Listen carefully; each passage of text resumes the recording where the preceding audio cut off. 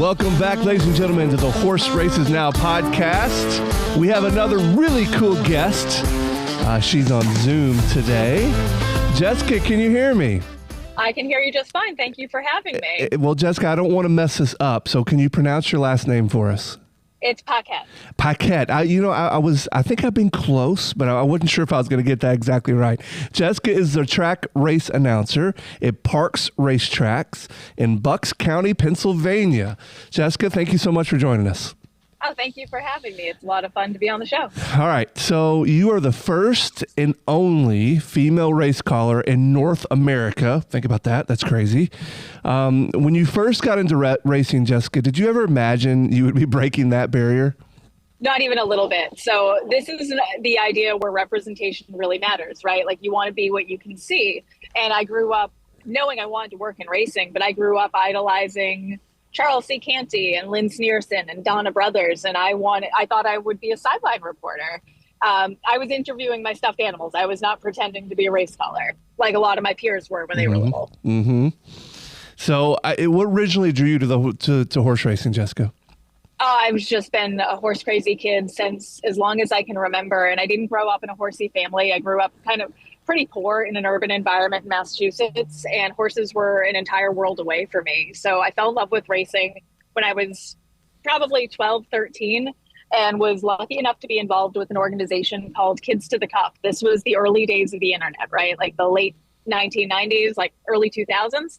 And Trudy McCaffrey, John DeSantis, with some industry support, found a bunch of nerdy kids on an AOL message board that loved horse racing and brought us to the Breeders' Cup and the Triple Crown races, and really gave us a foot in the door for many of us who wouldn't have had that opportunity otherwise.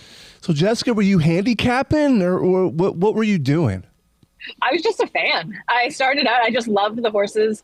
The first horse I fell in love with was a horse named Blazing Sword, who was owned by a local businessman in Lowell, Massachusetts, but he was on the Triple Crown Trail in 1997 or so, 1997, right around then. It all kind of leads together. And I was so enamored with him because of the little bit of a local connection, and he was covered in my local newspaper. And that was it for me. It's pretty cool. I mean, so Jessica, you got involved and were interested as a kid. How do we get the youth more involved in the sport now? What's your take on that? I mean, if I had the answer to that, I could probably solve a lot of problems. Yeah. But I think it really comes down to the horses. People love the animals, and the more we can expose them to the horses and show them kind of behind the scenes, I think the more likely you are to make fans that stick around for life. For me, one of the defining moments for me was I went to the 1999 Breeders' Cup through Kids to the Cup, and getting to go on the backside of Gulfstream Park, the old Gulfstream, was magnificent, and go to Todd Pletcher's barn and see these horses and touch these horses up close. I kind of knew at that moment there was nothing else I wanted to do with my life. Pretty cool. All right. So again, I want to make sure our listeners really understand the only and the first female race caller in North America. Jessica, how did you get to this spot? So there were a couple of women before me. I'm the first on a major circuit and first full time, and I'm the only one that stuck around because it has been tough. So I said yes to too many things, I think. I sometimes wonder how I got here. And it started back in 2014. I was at Suffolk Downs. I was the vice president of marketing and the TV personality and handicapper, kind of a Jess of all trades back in those days. It was a small racetrack, so we all did everything. And we had a tornado in East Boston. And inexplicably, we were somehow still racing that day, even though we had a tornado. But, it wasn't my job to question that. But our announcer was stuck in traffic. And the first race I had to call because no one else was there. I got there so early, I was there. And I literally had to break into the announcer's booth to call the first race. And there was probably a metaphor in that somewhere. And I thought it was really fun. And I was so unprepared and just had fun with it. And I didn't think about it again. I thought it was like a one-off thing that I got to do at the racetrack I loved and was like a really cool experience. And then kind of fast forward to the pandemic, I had been doing some on-air handicapping for Sam Houston, the track in Texas, and their quarter horse meet was happening, and they needed a fill-in announcer for a weekend. And they asked if I wanted to try, and I said, sure, why not? That'll be fun. So I went down and called some quarter horses, which was insane. Like you have like 10 seconds to call. I didn't know what I was doing. I had a really good time. The folks in Texas were so wonderful and so welcoming. And again, didn't think anything of it, just thought it was a cool opportunity. Then year goes by and they asked me to do it again. And I said, yeah, this was great fun. I'd love to. So I went down, and by that third day of the last week of the weekend I was there, I kind of thought to myself that, wow, I bet if I got the chance to like really do this, I bet I could really do it. Mm-hmm. And I put it out kind of into the universe, like manifested it a little bit, that by the time I was 40, I wanted to get a gig calling races, kind of thinking I'd be at a small track or a fill-in, or Sure. But I put it out there that I wanted to really give it a try. Why not? And then that year, I had been working at PARX for their Pennsylvania Derby Day as a handicapper and reporter. And the folks there were so great to work with. The TV crew is just wonderful that I had a great time. Then the next year, I came back and worked with PARX again. And I was leaving Pennsylvania Derby Day that second year, and their announcer was moving on to kind of a bigger opportunity. So I had known that they were looking for an announcer, but I didn't think it could possibly be me. And as I was leaving, they said, hey, do you want to try something real crazy? And would you want to be the announcer? And I said, you know what? Sure. Why not? So cool, Jessica. What a cool story. All right. So listen, to me, this seems incredibly hard to do, right? Yeah. What goes into preparing for a race?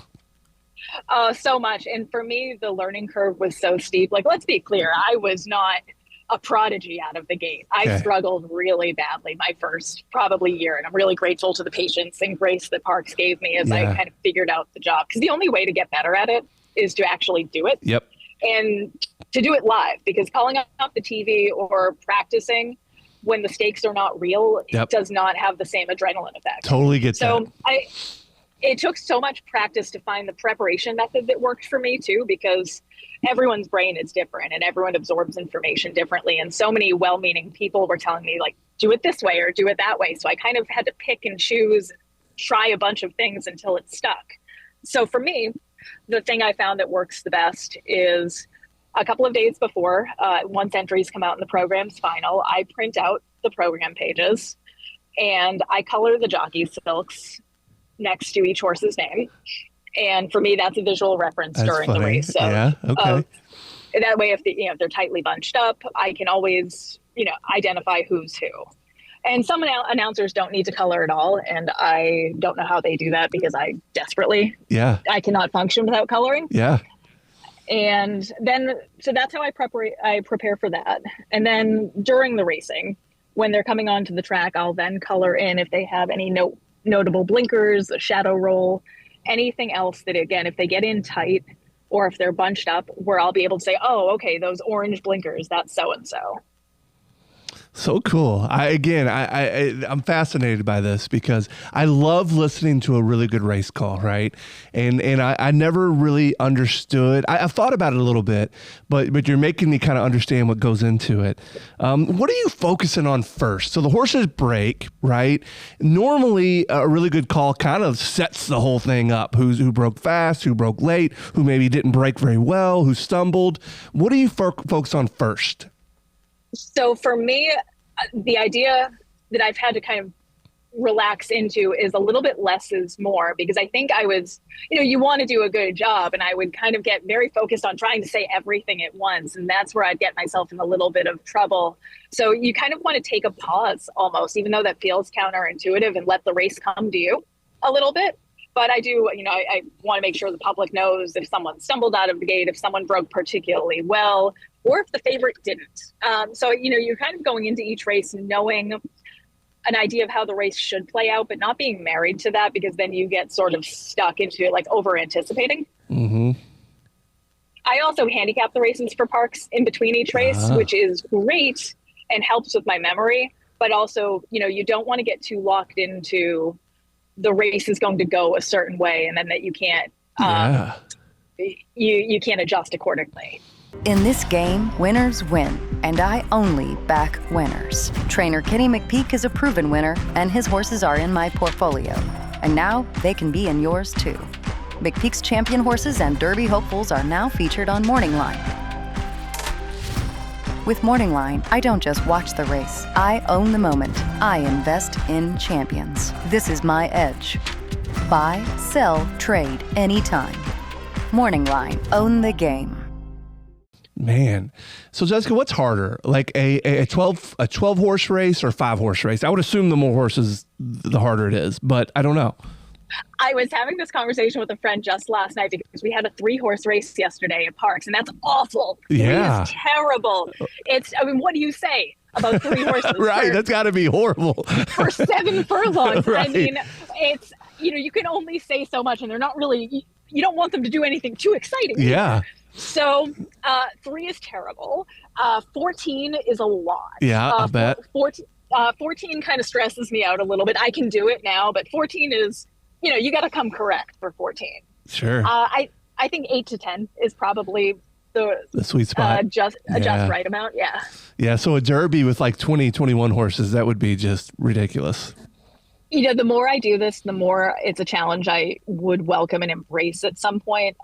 It's funny because the more you do, it's all like a muscle. The stronger you get. Sure. I remember my first year when I'd have a 12-horse field. Gosh, I would just be a little sick about that one. Like, how am I going to remember all these horses? How am I going to keep it all together? And now I have found that we do have quite a few 12-horse fields at PARX. There are many racetracks that struggle to fill races. We are not usually one of them. Yeah. And it's been a blessing, honestly, to kind of have to jump into the deep end like that, because now 12 doesn't bother me at all. That's awesome.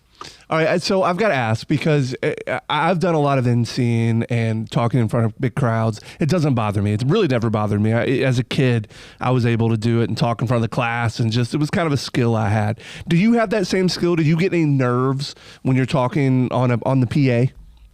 I forget people are listening, which is actually terrible because I'm in the booth by myself. So sometimes I just sort of lose the perspective that people are listening, and then I check the internet and I'm reminded that very much, yes, they are. Yeah, they are listening. They are listening. Right? Oh yeah, no, they sure are. But especially during my handicapping, because I do the pre-race handicapping before each race. I just say whatever I want at this point, and I forget that people are listening to that. Jessica, do you ever get any hate? Do people ever hate on you? Yeah. No, I get probably 20 or so really hateful, vulgar messages a day. Oh my goodness. Yeah. So you got to just have really thick skin for that then. What are you going to do about it? Right. Yeah, right. The first one through the wall gets the arrows. Yeah. For sure. Like in all seriousness, I try to joke about it, and I try to make light of it as much as I can, because you can't internalize some of this. And at this point, and again, I understand that when I first started, I struggled a little bit. And some of the criticism was certainly warranted, but some of the hateful comments or implying salacious ways I may have gotten my job are never appropriate. Yeah, understood. But at this point, I'm confident enough in my own abilities, and that I continue to grow and improve, and I absorb the productive, constructive feedback, that the really hateful stuff, just say the quiet part out loud. Say you don't like a woman doing this. Sure. Yeah, a little sexist. I could totally understand that. We get a ton of listens on this podcast, and I get a lot of hate. And Kenny never gets hate because everybody loves Kenny. But everyone loves Kenny. But I get a lot of hate of people coming at me, and I'm like, what did I do? I was just over here asking questions. But I totally understand. And people just, I think, I don't know, sometimes just like to be mean. I don't know what it is. I think there's something really deeply wrong with someone who, if it makes them feel better to try to make someone else feel bad about themselves, or to take the time out of your day, this is what I get really stuck on, to make the effort to find my personal social media and make a hateful comment about the size of my forehead. Okay, cool. Thank you. Yeah, that was nice. Right. My favorite one that I've gotten, though, and this one is still funny, I printed it out, I hung it in the announcer's booth. A gentleman emailed me saying that he goes to the races to get away from the sound of his old lady's voice, so he doesn't want to hear mine. Ah, okay. Yeah, that's all right. Sorry about your luck, bud. She just must be such a lucky woman. Yeah, man. Whew, that sounds awful. All right, Jessica, tell us about PARX. I don't know much about it. I looked it up a little bit before we got on air here, but it looks like a really cool racetrack. PARX is a really cool racetrack. It is year-round racing, which, especially as an announcer kind of starting out, what a blessing that has been, because you need reps, and it is just rep after rep. But the folks there have been so supportive, and so wonderful. And Philly sports fans are wild, but great. Yeah. So I'm from Boston, and I'm a relentless Boston sports fan. Okay. Homer, being from Massachusetts is like my entire personality. Got it. And despite that, they have really embraced me. And like, Philly sports fans are tough. Oh yeah. My first year, they were real tough, but now once they decide that you're theirs, they're the best. Oh, that's awesome. Would you ever leave that Northeast area? PARX has been so good to me. I have no plans to go anywhere else in the near future at all. I mean, I'm sure as my career evolves, maybe there'll be another mountain at some point to climb, but I am very happy in my corner of the universe. Yeah, and that's a great answer because, again, who knows what opportunities would come. But yeah, and it seems like listen, sports fans are passionate in that area about everything, whether it's football, basketball, horse racing, you name it. So I could certainly see where you could have your fans and then your struggles there for sure. Well, it is a real bold move on my part that I wear a lot of Boston Celtics gear kind of out and about. And okay. I do lean in to my role as the villain a little bit. Okay, so you got it. All right, so I am based in Louisville, Kentucky. So people that maybe know both areas are going to put together Rick Pitino, who I was a huge fan of. One of my, well, I shouldn't even say this because he's in a lot of trouble right now, but one of my favorite Celtics is a guy named Terry Rozier. I don't know if you know who Terry Rozier is, but he played at the University of Louisville. So big basketball fan. But that's where I get my hate, Jessica, is people hate on me because I'm a Louisville fan. So maybe if you're a UK fan or a Duke fan or whatever, I get a lot of hate for that. Oh, yeah. People take college basketball real seriously. Yeah, too seriously, for sure. Okay. Jessica, walk us through like a typical race day routine. So I am a creature of habit, and I very much like my days to be exactly the same. I'm a little annoying in that way. So typical race day is I will get up super early and usually go for a run or go to the gym, but I'm often training for a marathon. So I do like to have a good run in the morning and take my dog out, morning stuff at home. And then I get to the track and start preparing for the day. You can only memorize one race at a time. Mm-hmm. That's a fun thing because what are you going to do with horses that aren't currently in front of your eyes? Like, sure. You can only go one race at a time. So your brain becomes a little bit like an Etch-a-Sketch. It's just memorize and forget 10 or 11 times a day. And that's typically the day. Once I get to PARX, it's all hands on deck, getting ready for the day. We have a pre-race opening show that's like 15 minutes introducing the day. So we do that. And once the race day starts, I just kind of talk for 5 hours. Yeah, man, nonstop too, because I don't, maybe this is more common than I'm aware of, but you're handicapping the races, then calling them, that seems like a lot. Most of my peers do not do that. I was going to say. Let's be very clear. Most do not. There are days, certainly, or days when we race an extra day. We raced 4 days this week. And by last night, I did not want to hear the sound of my voice. I did not want to speak to anybody. I just wanted to go home and sit in silence. Yeah, I get that for sure. Any favorite horses over the years? Oh, big time. So in my bones, I am still just a fan. And getting to call the great horses we get on Pennsylvania Derby Day is what a treat. I mean, I got to call Torpedo Anna. There you go. That remains. There you go. I mean, in all honesty, not just because of the Kenny connection here, right. That is my favorite race that I've gotten to call. Well, that's so cool. Well, you're getting bonus points on that one. I was such a fan of hers prior to that. Yeah. And then how tenacious she was and what a thrill that was. Like, that was one of those moments that I had told myself, like little kid me, that, oh yeah, your favorite horse in training, you get to call her grade 1 win. Yeah. I mean, how cool is that? But I also, not just these great horses like Torpedo Anna, I get to call these blue collar, hard knocking, hard trying horses every day. And I love those too. So, Jessica, let's take the Torpedo Anna route here. Horse racing has seen more and more women stepping into major roles in recent years. And I mean, listen, a filly winning Horse of the Year is a big deal. Do you feel like the sport's evolving? I hope so. That's the idea, right? Is that we're not stuck where we were 25 years ago. The thing I always tell people is, I'm kind of the first full-time whatever announcer. I better not be the last. That's the idea. Yeah. Is that this all better be worth it. And to me, that's the ultimate barometer of whether I was successful at this or not, is if in 10 or 15 years, there's another woman behind me who got to be more prepared and better equipped to handle this job because I did the hard stuff. All right. So I have a 13-year-old daughter, or any of these young women out there that might be an aspiring broadcaster in the horse racing industry. What advice would you give? Believe in yourself, even if it seems hard. And there are going to be days where you want to quit, where you want to give up, and just really believe in yourself. But also keep reaching out to people, because none of us get where we are by ourselves. And I think it's the duty and obligation of the women that are more established to not just open the door, but hold it behind us as we keep going forward for the generation behind us. Yeah, that's great advice. Okay, 2 things before we get out of here. So we're going to do some fun story questions, and then we'll do some rapid fire to close. Okay. All right, so what is the most unusual or funny horse name that you've ever had to call? Okay, so the one that I'll tell this story. This is the one that it's funny now. It was not funny in the moment. Bet. So there was a horse named Bullet Butch. Okay. And if you know the call I'm referencing, you know. And this was my first, maybe my first year, a little past a year in, and big field.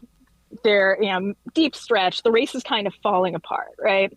And this horse was a big closer. And in my brain went to say it's a late bid from Bullet Butch. That is not what came out. Oh man, that is not. I can only imagine, Jessica. Yep.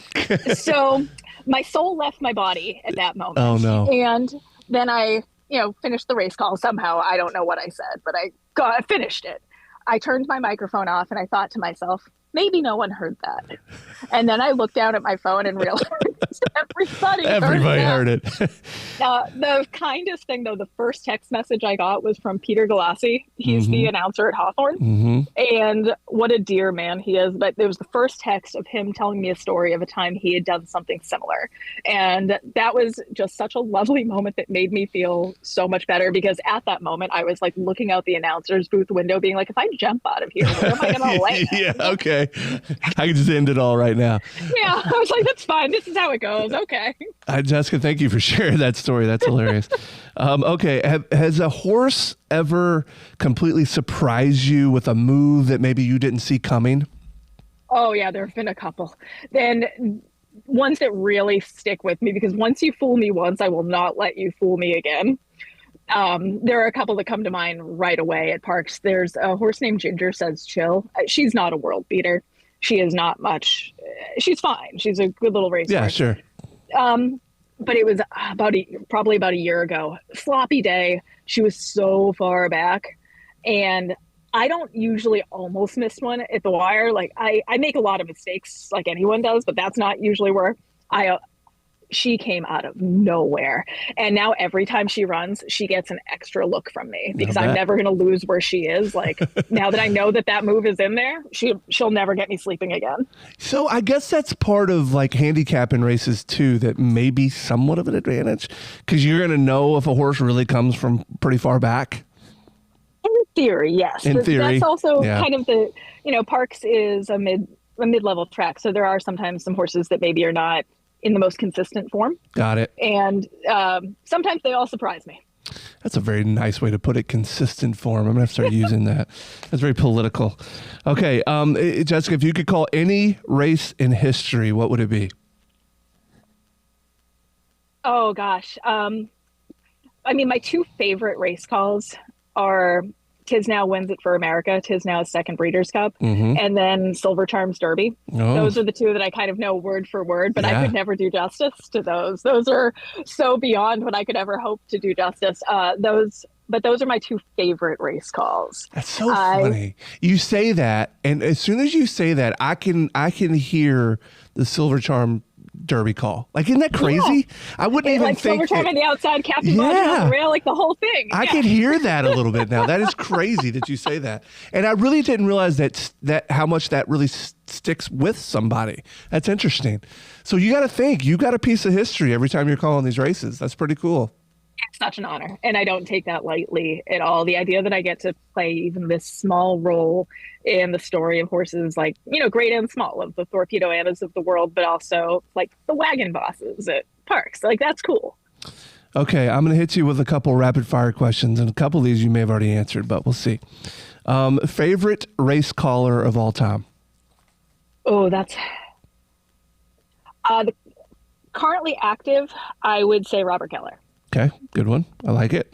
Favorite racetrack to visit? So let's take PARX out of the mix here. What's your favorite racetrack to visit? Either Colonial or Canterbury. Okay, I've never been to either one. So. Oh my God, go immediately. Colonial. Really? Colonial is the most charming racetrack. Richmond is my favorite city in the world. Awesome. And Canterbury is the most underrated small racetrack in the country. Love it.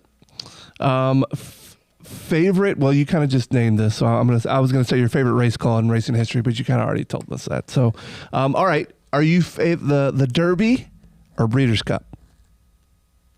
Both are great, but the Breeders' Cup. Why? I like turf racing. I love how international it is. It feels so special. Yeah, and other than the Derby race, the talent from top to bottom is insane. Yeah, it's just they're two very special parts of the racing calendar for sure. But there's a Derby winner every year, and in the Breeders' Cup, you sometimes have the opportunity to see these once in a lifetime things. Yeah, no, that makes sense for sure. Okay, what is the favorite race you've ever watched? In person or in general? In person. That's a really good one. I would have to say it's Tisnow's second Breeders' Cup. Okay. How come? So this was, it was post 9/11, right? And the atmosphere at Belmont was kind of like nothing else I'd ever seen. And I was so young. I was probably 18, 19. Oh, it all wow. bleeds together, right? But I was so taken aback by the military presence there and kind of the heaviness of 9/11. And then it was such an example of what sports and horses give us, the way they kind of alleviate all of this heaviness of the world. And you couldn't have scripted a better moment than Tisnow or Durkin's Call or any of it. Yeah, that's pretty cool. I'll have to go check that out. I don't know that I remember that one very vividly, but I'll now that you say that, I'll pull that up on YouTube because when you talked about post 9/11, I think about President Bush throwing out the first pitch at the Yankees game, and I think about those type of moments. But I have heard that moment mentioned before, so I'll have to go check that out. Jessica, thank you so much for doing this. Anything you want to leave our listeners with before we get out of here? I mean, if you're ever at PARX, come up to the booth and say hello. I love having visitors. Otherwise, find me on social media, but only if you're going to be nice. Only if you're going to be nice, right? Gosh, I hear you. Jessica, thank you so much for joining us today. We really appreciate it. Horse Races Now, the app to follow horse racing at over 1,200 tracks worldwide. View entries and results. Get notifications on your favorite horses, jockeys, trainers, racetracks, and owners. Users set up and revise notifications like live video at the gate, call to post, entries, results replays, etc. Over 1 million downloads. Get the free app on Apple Store or Google Play now. Horse Races Now, the racing app that's always running.